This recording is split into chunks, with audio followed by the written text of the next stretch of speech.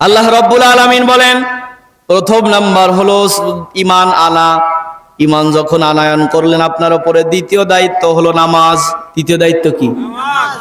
রাসূল বলেন বুনিয়াল ইসলাম আলা খামসিন শাহাদাতি আল্লাহ ইলাহা ইল্লাল্লাহ ওয়া আন্না মুহাম্মাদান আবদুহু ওয়া রাসূলুহু।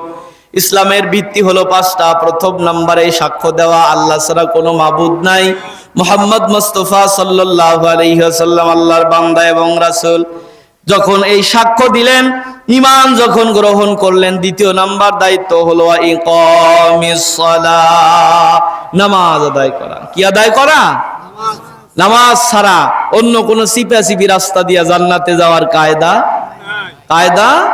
আপনাকে যে যতই বুঝায় যে এত সেজদা দিবি, কে এক সেজদা দিয়ে জান্নাতের মধ্যে যায় পড়বি, এক সেজদা দিবে যারা জান্নাত পাড়ি দিয়ে জাহান্নামের মধ্যে পড়বে তারা। কথা কি বুঝেছে? নামাজ ছাড়া জান্নাতে যাওয়ার কায়দা। রাসূল বলেন তিন নাম্বার হলো ওয়াইতাইজ যাকাত। প্রথম নাম্বার আল্লাহকে আল্লাহ বলে স্বীকার করা, আল্লাহর হাবিবের উপর ঈমান আনা। দ্বিতীয় নাম্বার নামাজ আদায় করা। তৃতীয় নাম্বার রমজান মাসে রোজা রাখা। সামনে রমজান মাস আসতেছে, রমজান মাসের রোজাটা সময় মতো আদায় করা। এখন এটা হলো রাসূল বলেন এই মাস থেকে দোয়া করা, আল্লাহুম্মা বারিক লানা ফি রজব ওয়া শাবান ওয়া বাল্লিগনা রমাদান। আল্লাহ রজব শাবানের বরকত আমাকে দাও, রমজান মাস পর্যন্ত আমার হায়াত বাড়িয়ে দাও, পড়ি আমিন। কেন বন্ধু, কেন জানো রাসূল দোয়া করেছেন? রাসূল বলেন রমজান মাসে যখন মানুষ রোজা রাখে, আল্লাহ পাকের একটা হুকুম হলো রোজা রাখা, ঈমান আনার পরে নামাজ আদায় করা। বছরে একবার যেটা রমজান মাসে রোজা রাখা, এটা হলো ফরজ ইবাদত। তৃতীয় নাম্বার হলো ওয়াইতাইজ যাকাত, যাকাত আদায় করা। যাকাত আদায় করা কাদের জন্য? যাদের সম্পদ আছে, সম্পদের একটা হিসাব আছে যে এই সম্পদ থেকে এক বছর অতিক্রম করার পরে যাকাত দিতে হয়। আর যাদের সম্পদ অল্প, তাদের কাজ কি জানেন? 100 টাকা কামাই করেছেন, 90 টাকা আপনি নিজে খান, 10টা টাকা আল্লাহর রাস্তায় দেন, বাকি 90 টাকার হিসাব মাপ। কথা কি বুঝেছেন? 1000 টাকা কামাই করেছেন, 900 টাকা নিজে খান, 100 টাকা আল্লাহর রাস্তায় দেন, বাকি 900 টাকার হিসাব মাপ। এটা হলো ওয়াইতাইজ যাকাত, যাকাত আদায় করা। যাকাত যদি ফরজ না হয়ে থাকে, সদকা দেওয়া। আমাদের সমাজের মধ্যে যারা সম্পদশালী আছে এদের ওপর কিন্তু যাকাত ফরজ হয়।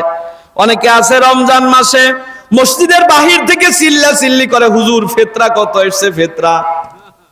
কারণ জানে ফিতরা সর্বোচ্চ আসলে 120 টাকা থেকে 150 নাই 180, কিন্তু কোনোদিনও বলে না হুজুর আমার এত এত সম্পদ আছে, এই কয়েকটা গাভী আছে, কয় ডিসিমাল জমি আছে, এই আয় আছে, এই ব্যয় আছে, আর এই আমার জমা আছে, এর পক্ষ থেকে এর ভিতর থেকে যাকাত কয় টাকা আসবে। যাকাতের বিষয় মানুষ জানতে চায় না, কিন্তু ফিতরার বিষয় প্রথম রোজা থেকেই মাথা ঘামানো শুরু করে দেয়। কথা বলেন? অথচ যাকাত কি জিনিস জানেন? রাসূল পাকের কাছে একজন সাহাবী এসে বলল, ইয়া রাসূলুল্লাহ আমাকে দোয়া করে দেন, আমি যেন বড় লোক হয়ে যাই। রাসূল বললেন ইন্নী উহিব্বুল ফুকারা, নিশ্চয়ই আমি গরিবী হালতকে ভালোবাসি। সাহাবী বললেন হুজুর কেন? নবী আমার ডেকে বলে, আমার সাহাবীরা কিয়ামতের কঠিন ময়দান যখন কায়েম হয়ে যাবে, ধনীদের হিসাব যখন হবে, গরিব কিছু মানুষকে হিসাব দেওয়ার কথা জিজ্ঞেস করার পরে মানুষটা বলবে কিসের হিসাব? সর এখান থেকে। ফেরেশতারা ডেকে বলবে আল্লাহ তোমার এই বান্দা হিসাব দিতে চায় না। আল্লাহ ডেকে বলবে ফেরেশতারা তাদেরকে জিজ্ঞেস করো কেন হিসাব দেবে না। ফেরেশতারা জিজ্ঞেস করবে কেন হিসাব দিবে না। মানুষটা আসমানের দিকে মাথা উঠায় বলবে রব্বুল আলামিন কি সম্পদের হিসাব দেব, এত সম্পদ তোমাকে দেওয়া নাই, ডাল দিয়ে ভাত খেয়েছি, সরল পথ দিয়ে হেঁটে গিয়েছি, আল্লাহ এমন কোন সম্পদ আমার নাই যে সম্পদ থেকে তোমাকে হিসাব দেওয়া লাগবে। বরং জীবনে বহু ঈদ আমার এমন গেছে সন্তানকে নতুন জামা পর্যন্ত কিনে দিতে পারি নাই। আমি ঘরের কর্নারে একা একার রুমাল দিয়ে গামছা দিয়ে চোখ মুছেছি। আল্লাহ গরিব বানাইছো তেও বাপ বানাইছো কেন? সন্তানকে নতুন কাপড় দিতে পারি নাই।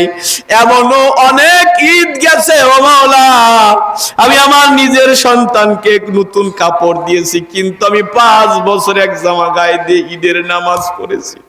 আল্লাহ আজকে কিসের হিসাব দেব? আইয়ু হিসাবিল্লাহ, না কিসের হিসাব দেব? আল্লাহ পাক ডেকে বলবে, ফেরেশতারা রে, আমার বান্দার কানে কানে জানায়া দাও, আমার বান্দার হিসাব দেওয়া লাগবে না, আমার বান্দা ধনীদের 500 বছর আগে জান্নাতে চলে যায়।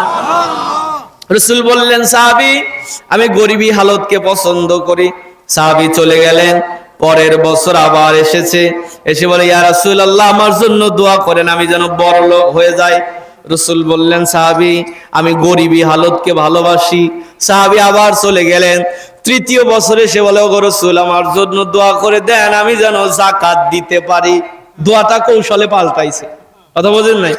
রাসূল, আমি আর কতকাল যাকাত খাবো, আপনি আমার জন্য দোয়া করে দেন, আমি যেন মানুষকে যাকাত দিতে পারি, মানে আমি যেন সম্পদশালী হই। আল্লাহর হাবিব মাথার মধ্যে হাত দিয়া দোয়া করলেন, আল্লাহ, আমার সাহাবাকে তুমি সম্পদশালী বানায় দাও। আরবে 2 ধরনের বড়লোক হয়েছে, একটা হলো খেজুর বাগানের মালিক, আর একটা হলো উট বা ভেড়ার মালিক। ওই যে সালাবার বাড়িতে মাত্র কয়েকটা ভেড়া ছিল। সালাবা বলে, যেটা 6 মাসে একবার করে বিয়ান দিত, এটা 2 মাস পর পর বিয়ান দেয়া শুরু করেছে। সম্পদ এত বাড়তে লাগলো, কয়েক মাস যেতে না যেতেই সালাবার ভেড়া থেকে ভেড়ার একটা পাল হয়ে গেছে। ভেড়ার একটা স্বভাব হলো ভ্যা ভ্যা আওয়াজ করে। গ্রামের মানুষ বলল, সালাবা, এত ভেড়া যদি পালতে হয়, এটা গ্রামে পালা যাবে না, তুমি অন্যদিকে নিয়ে যাও। সালাবা যখন গরিব ছিল, রাসূল পাকের পিছনে এসে 5 ওয়াক্ত নামাজ জামাতের সাথে আদায় করেছে, কিন্তু ভেড়া যখন পালা শুরু করেছে, গ্রামবাসীর অনুরোধে যখন গ্রাম থেকে বাইরে যায় একটা জঙ্গলে খামার করেছে, সালাবার 5 ওয়াক্ত জামাতের সাথে নামাজ পড়তে পারে না। সালাবা ফজরে আসে আর এশায় আসে, লাভ হচ্ছে না লস হচ্ছে? সম্পদ তো বাড়তেছে, ঠিক আছে না? অবশেষে ওই এলাকার মানুষ বলল, সালাবা, এখানে এত ভেড়া পালা যাবে না, এখান থেকেও তুমি চলে যাও। হযরতে সালাবা যাবে এই ভেড়াগুলো নিয়ে অন্য একটা জঙ্গলে যায় খামার তৈরি করে সেখানে বসবাস করে। এখন ফজরেও আসে না, এশায়ও আসে না, 5 ওয়াক্ত নামাজ ওখানেই আদায় করে, শুধু জুমার নামাজে আসে। রাসূল একদিন জুমার খুতবা দেওয়ার সময় দাঁড়িয়ে দেখে সালাবা নাই। রাসূল বললেন, সাহাবীরা, আমার সালাবা কোথায়? সাহাবীরা বললেন, ইয়া রাসূলুল্লাহ, আপনার সালাবা দূরে গেছে তার ভেড়া পালন করার জন্য, আজকে জুমার নামাজেও আসে নাই। রাসূল বললেন, সাহাবীরা রে, 3 জুমা কেউ যদি একাধারে কামাই দেয়, তার অন্তরের মধ্যে তার অন্তরের মধ্যে এমন মুনাফিকের মোহর মেরে দেয়।